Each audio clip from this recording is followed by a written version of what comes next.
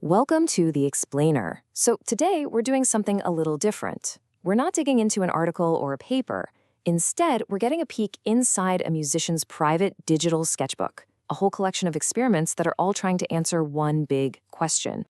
And that question is, what does music look like? No, I don't mean sound waves on a screen.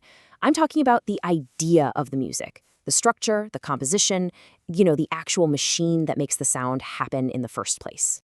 Well, sometimes it looks just like this. It's this complex, kind of beautiful web of connections and ideas.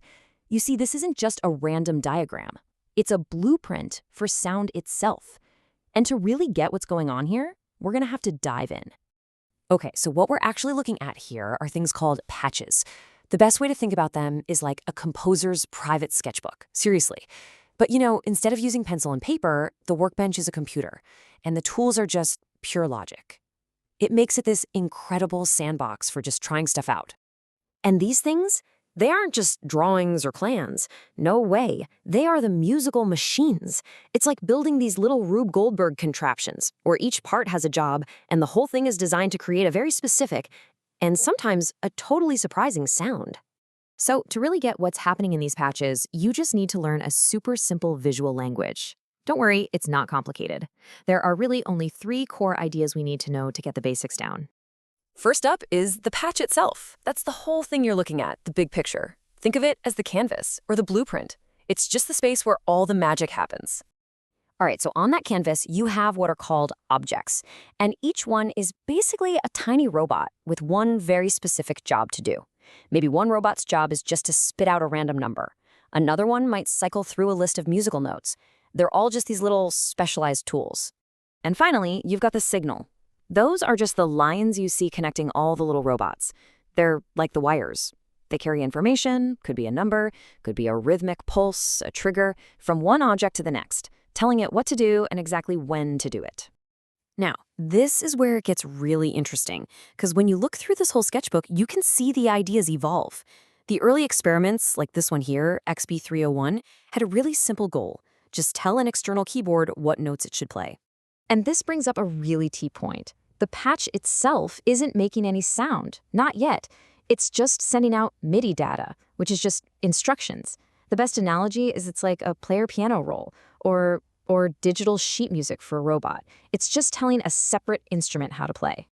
But then, as you keep flipping through the pages of this sketchbook, you see this huge leap in thinking, a total shift. The goal isn't just about controlling an instrument anymore. The new ambition is to become the instrument. Okay, so this is the absolute core of it. The early patches, right? They were like a composer handing sheet music to a pianist. They just sent out instructions. But the later patches, they started sending an audio signal directly to the speakers. It's not sheet music anymore. Now, it's like the composer decided to build the entire piano from scratch and then play it. So the machine wasn't just barking out orders anymore. It was actually being taught how to sing. It was learning how to generate the audio wave all by itself, from nothing but pure math and logic. And this new power just unlocks a completely different universe of possibilities.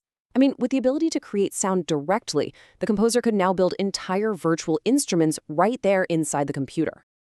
Just take a look at this one, EXP517. This thing isn't just spitting out a simple melody. Oh no, this is a complete, totally self-contained drum machine, built from the ground up with just these little logic robots we were talking about. And what's cool is we can actually see how it works. So first, you've got a pulsa object that acts like a heartbeat, setting the tempo. Then a drumma object holds the actual sounds, the kick, the snare. But here's the magic. To make it feel alive, you have random and choose objects throwing in some unpredictability, that human touch. And at the very end, the whole thing gets sent straight to your speakers. And it wasn't just about drums either. This whole approach opened up an entire sonic toolkit. All of a sudden, the composer could create these shimmering, detuned textures or build these huge atmospheric spaces using digital reverb. The possibilities they basically became infinite. So all of this leads to a really fascinating, kind of philosophical question. It's a question that's right at the heart of making music with systems like these. And that is the question of control. If you look at some of these patches, they're incredibly neat and tidy. Laid out on a perfect grid, almost like an architect's blueprint. Every single connection is deliberate. And what you get out of it is pretty much what you'd expect. But is that always the point, right? Does the most interesting, the most groundbreaking creativity always follow a strict set of rules? Because you flip a few more pages and you find other patches that are just chaotic.